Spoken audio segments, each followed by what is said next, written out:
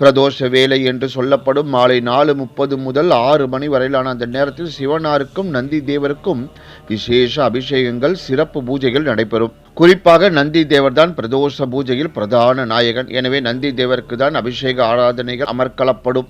அப்போது 16 வகையான பொருட்களால் அபிஷேகங்கள் நடைபெறும். நம்மால் முடிந்த அபிஷேக பொருட்களை வழங்கி சிவ தரிசனம் செய்வது எல்லா வளங்களையும் தந்தருளும். ஞாயிற்றுக்கிழமை பிரதோஷம் மாலை குடும்பத்துடன் சிவாலயம் சென்று தரிசியுங்கள். முடிந்தால் வில்வமும் செவ்வரளியும் சார்த்துங்கள். நந்தி தேவருக்கு கூடுதலாக அருகம்புல், செவ்வரளி, வில்வம் கொண்டு சிவ நந்தி தரிசனம் செய்வோம். கண்ணார தரிசித்து மனதார பிரார்த்தியுங்கள். இந்நாளில் பிரதோஷ தரிசனம் செய்தால் வீட்டில் உள்ள கடன் தொல்லைகள் நீங்கும், தரித்திரம் விலகும், சுபிட்சம் நிலவும், வீட்டில் தடைப்பட்ட சுப காரியங்கள் நடந்தேறும் என்பது உறுதி.